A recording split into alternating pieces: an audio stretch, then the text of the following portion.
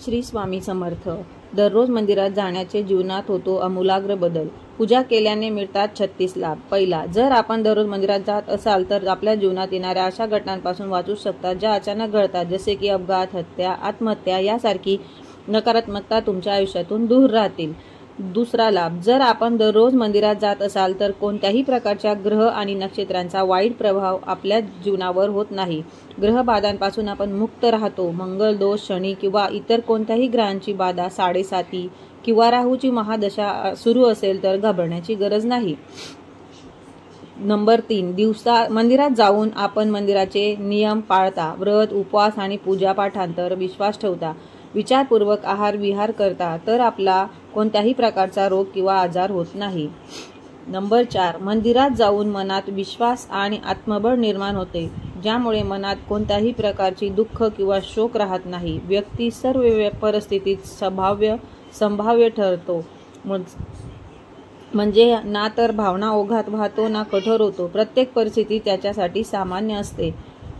Number 5, मंदिरात गेल्याने व्यक्तीत योग्य अयोग्य याची समज उत्पन्न होते. तो कोणत्याही प्रकारच्या फालतू भांडणात अडकत नाही. जसे रस्त्यावर पडलेले दगड किंवा खड्डे पाहून आपण गाडी सावधगिरीने पुढे नेतो, त्याप्रमाणे व्यक्ती आपले जीवन समजदारपणे खड्ड्यापासून वाचवतो.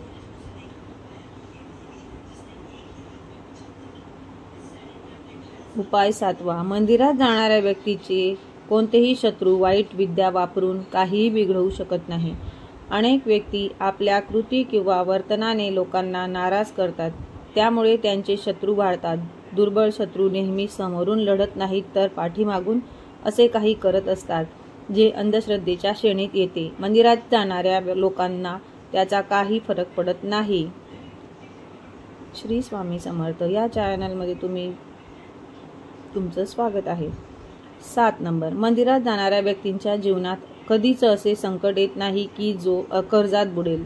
थोडं कर्ज असेल तर काही हरकत नाही. कर्ज देखील विचारपूर्वक घेतले जावे आणि जर ते जास्त असेल तर त्याच्या परतफेडीचे मार्ग निश्चितच मंदिरात जाऊन मिळतात. मनात मंदिरावर विश्वास असेल तर या अडचणीतून व्यक्ती मुक्त होतो. नंबर 8, आपण बेरोजगार असाल किंवा आपला व्यवसाय चालत नसेल तर निश्चितच आपण दररोज मंदिरात जावे. आपल्याला लवकरच यश प्राप्त होईल. तथापि जो मंदिरात जाऊन प्रार्थना आणि पूजापाठ करतो त्याच्याजवळ ही समस्या राहत नाही. जर असे काही असेल तरी देखील तो मनावर ताण न घेता कर्म करत राहतो आणि यशस्वी होतोच.